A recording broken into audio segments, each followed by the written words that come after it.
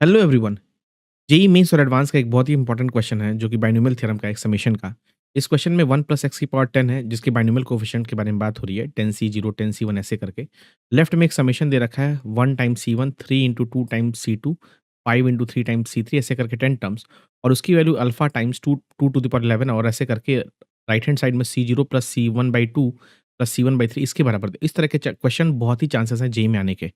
इस तरह के क्वेश्चन को सॉल्व करने की अगर मैं एलएचएस को सॉल्व करने की कोशिश करता हूँ मेरी जान, तो एलएचएस में तू ध्यान से देख तेरे पास समेशन क्या लिखा है। तेरे पास लिखा हुआ है 1 into 1 into 10c1 3 into 2 into 10c2 फिर लिखा हुआ है 5 into 3 into 10c3 and so on. तो अगर तू उसके जनरल टर्म के बारे में बात करेगा तो देखिए 1 3 5 चल रहा है which is nothing but 2r minus 1 और ये 1 2 3 चल रहा है which is nothing but r into 10cr चल रहा है।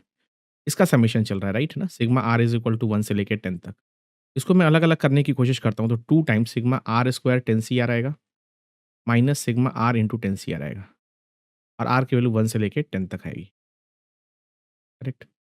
अब मैं यहाँ पे तुम्हें 2 फ़ॉर्मूलेज़ बताने की कोशिश कर रहा हूँ जिसको हमेशा याद रखना है कि हमेशा याद रखना है कि sigma r is equal to 1 से लेके n तक अगर r स्क्वायर एनसीआर होता है तो इसकी वैल्यू जो होती है वो n into n plus 1 into 2 to the power n minus 2 होती है और sigma r is equal to 1 से लेके n तक अगर r इंटू एनसीआर होता है तो ये basically n into 2 to the power n minus 1 होता है और sigma r is equal to 0 से लेके n तक एनसीआर अपॉन अगर r प्लस 1 होता है तो इसकी वैल्यू जो होती है 1 अपॉन n प्लस 1 और 2 to the power n plus 1 minus 1 होती है। तो अगर जिसको भी ये 3 फंडे याद हैं तो उस क्वेश्चन को बहुत आसानी तरीके से कर सकता है। तो इस क्वेश्चन में देख तू जो लेफ्ट हैंड वाली क्वांटिटी ये वाली जो क्वांटिटी है सिग्मा r स्क्वायर 10cr है which is nothing but n into n plus 1 तब 10 into 11 into 2 to the power 8 आ जाएगा माइनस और ये आ जाएगा sigma r into NCR which is nothing but n, n बोले तो कितना है 10, 10 इंटू 2 टू द पावर 9 आ जाएगा राइट? अब देख मेरे को लेफ्ट हैंड साइड वाली क्वांटिटी और राइट हैंड साइड वाली अगर तू क्वांटिटी को देखेगा व्हिच इज़ नथिंग बट कितना दे रखा है alpha times 2 to the power 11 upon 2 to the power beta minus 1 और ये जो क्वांटिटी है 10c0 10c1/2 10c2/3 which is nothing but ये क्वांटिटी बन जाएगी तेरी 1 अपॉन n प्लस 1 1 अपॉन इस फॉर्मूले से। इस फॉर्मूले का अगर तू यूज़ करेगा तो 1 upon n plus 1 1 upon 11 into 2 to the power कितना 10 प्लस 1 11 माइनस 1 राइट? और अगर तू उसको सिंप्लीफाई करने की कोशिश करेगा 2 टू द पावर 11 के टर्म्स में, तो लेफ्ट में अगर तूने 2 टू द पावर 11 कॉमन लेने की कोशिश की, राइट? यहाँ से देखिए 2 इंटू 5 लिखा हुआ है, राइट? तो तेरे पास 2 टू द पावर 10 है, ये बन जाएगा तेरा 55/2 और माइनस का यहाँ पे तेरे को 2 मिलेगा तो ये 5/2 बनेगा। तो ये बनेगा alpha times 2 to the power 11 on 2 to the power beta minus 1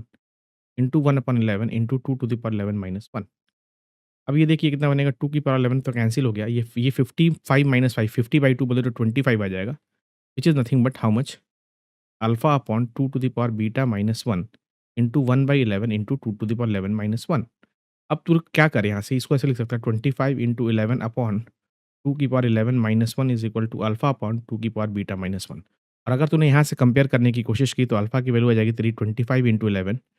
और बीटा की वैल्यू आ जाएगी तेरी 11। हमें तो अल्फा प्लस बीटा के बारे में बात करनी है और अगर अल्फा के बारे में प्लस बीटा के बारे में बात करें तो वो बनेगा तेरा 26 into 11 which is nothing but 286 और इस तरह से इस क्वेश्चन का जो आंसर होगा वो 286 है। तो इस तरह के सवाल बहुत ही हाईली प्रेडिक्टेबल हैं जेईई मेंस और एडवांस के लिए और इस तरह के क्वेश्चन को हर एक जेईई मेंस और एडवांस के एस्पिरेंट को प्रैक्टिस करनी चाहिए। ऐसे और भी इंटरेस्टिंग क्वेश्चन को जानने के लिए चैनल को लाइक कर, शेयर कर और सब्सक्राइब कर।